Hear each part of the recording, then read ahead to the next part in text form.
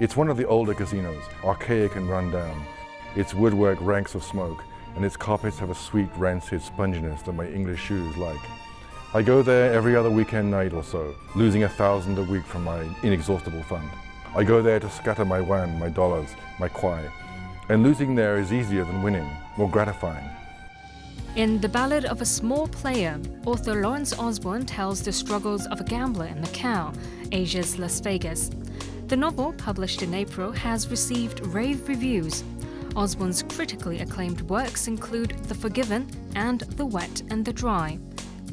It's not really a travel book about Islam. It's an exploration of the idea of why people drink and why they don't drink, which is more to the point. His insightful observations on foreign cultures were likely honed by his years as a journalist. It's all writing, but writing and journalism and fiction is sort of like the organ and the piano. But when I tried to go from the piano to the organ, I realized it's a completely different instrument, even though it has the same keyboard. Not only is it different technically, but it's different emotionally as well. It brings a different kind of joy as well. The British-born writer admits to having a strong nomadic tendency. Having lived in New York, Mexico, Istanbul, he is currently based in Bangkok. Thailand was never a colony, unlike Hong Kong. It's one of the only places in the world that was never colonized. So I like to live in a place where I'm actually invisible in a way, in a nice way. It's not hostile, it's not passive-aggressive, nothing. It's just neutral. I think the idea of living in England for the whole life makes me suicidal. Just the idea it makes me suicidal. I will just be living in some fixed suburb somewhere, and I don't think I'm the kind of person that would have thrived. Osborne's next novel, Hunters in the Dark, is once again set in Asia. My son was actually at school with another boy who went to Cambodia and disappeared. My story is kind of loosely based on that idea of a very young English boy who goes to Cambodia and things happen to him and so on.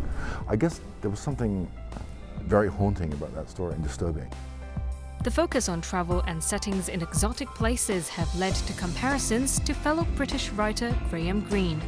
It's an embarrassing comparison in many ways. Greene is a very great writer. I mean, I don't think I would have to publish a lot more to be compared to something like that. I mean, you know, if ever, really. You know, but carry on saying it, it's fine.